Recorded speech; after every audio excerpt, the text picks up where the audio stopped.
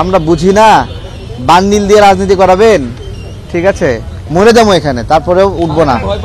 রাজনীতির সমালোচনা সহ্য করতে না পারলে রাজনীতি করতে আসছেন কেন, তাই না? আমরা কোর্টে যেতে পারবো না, আমরা এখান থেকে নিবন্ধন চাই। ভয় পাচ্ছে, সবাই ভয় পায়, আমাকে সবাই ভয় পায়, ঠিক আছে। আমাকে আস্তে আস্তে চিনতেছে। এই যে আওয়ামী লীগের গালি দিতাম, আওয়ামী লীগের এখন গালি দেই না। কেন দেই না? আওয়ামী লীগ নিজেই এখন বিপদে আছে। যে বিপদ আছে তারে গালি দেবো কি ভাই? প্রশ্নগুলো করার কারণে হয়তো বা কষ্ট পেয়েছেন, কিন্তু এই প্রশ্নগুলো না করলে আপনারা এক চোখা দজ্জাল হয়ে যেতেন। প্রশ্ন করে আপনাদেরকে বাঁচিয়ে দিয়েছি, জনগণ পিটায় মারতো এতদিন আপনাদেরকে। আমরা প্রশ্ন করাতে আপনারা বেঁচে গেছেন, আগে থেকে সাবধান হয়েছেন। ক্ষতি করি নাই, যাদেরই সমালোচনা করেছি ক্ষতি করি নাই। জামাতের সমালোচনা করেছি, জামাতের রাজনীতি কি থেমে গেছে? জামাত আরো আগায় গেছে।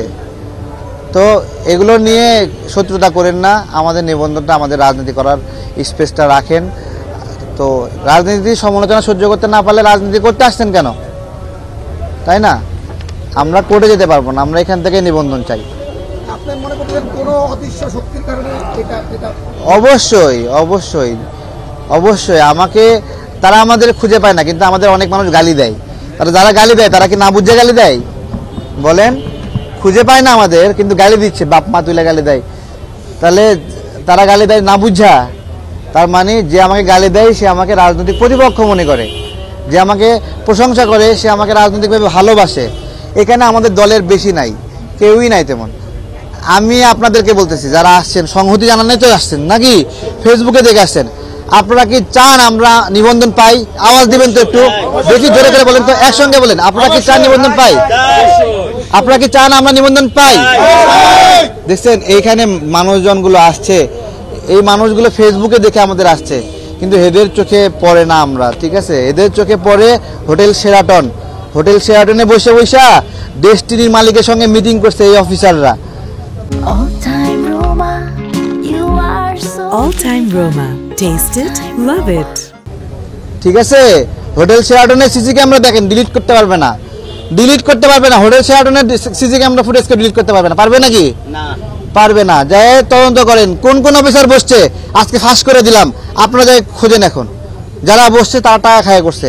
জাতীয় লীগের সঙ্গে কেউ না কেউ সমঝোতা করছেই, সেই সমঝোতার কারণে তার নাম এখানে আসছে। বাদ দিচ্ছেন কেন? এত ভালো দল বাদ দিচ্ছেন কেন?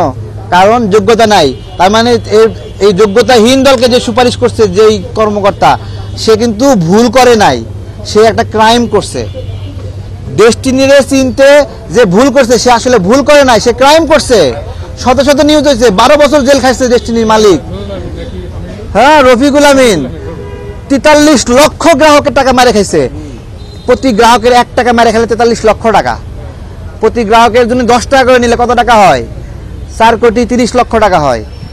প্রতি গ্রাহকের 10 টাকা করে মেরে নিয়ে যদি এখানে অফিসারদেরকে দেয়, এরা তো ওই টাকার ইয়েতে ট্রাকের টাকা নিচে পড়ে মরে যাবে, তাই না? তো আমরা বুঝি না বান্ডিল দিয়ে রাজনীতি করাবেন, ঠিক আছে, মরে যাবো এখানে, তারপরেও উঠবো না।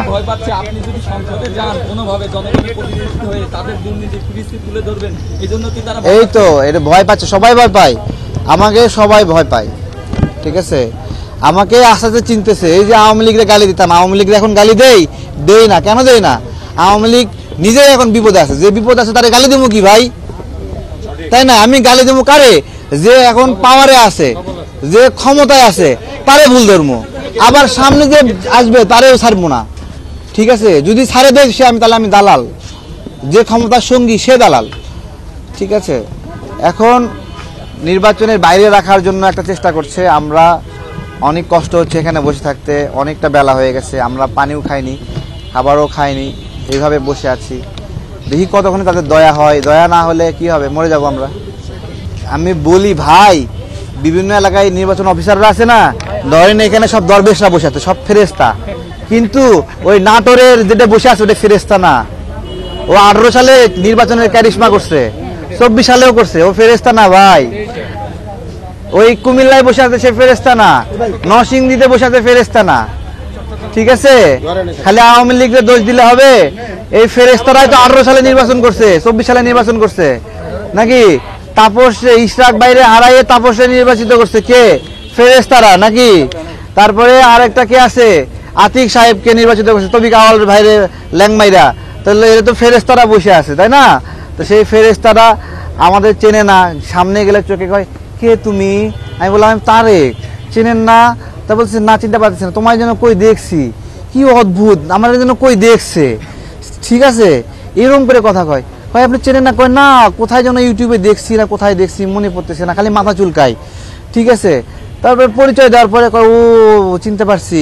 তাই আমি বললাম আপনি আমরা চেনেন না কেন? আপনি নির্বাচন কমিশনার হয়েছেন, আপনাকে আমরা সুপারিশ করছি, তাহলে আপনি আমার চেনেন না, আমি তাহলে কোন জিনিসে সুপারিশ করলাম? বাপ রে বাপ, আমার সে চিনে না, কি বড় পাপ করে ফেলছি, আমার চিনে না।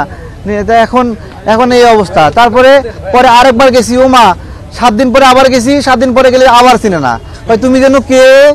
ঠিক আছে, তো এই যে তুমি যেন কে, এইরকম একটা জিনিস আমাদের নির্বাচন আয়োজন করবে, আল্লাহ জানে কি গজব আমাদের উপর আসবে, জানি না।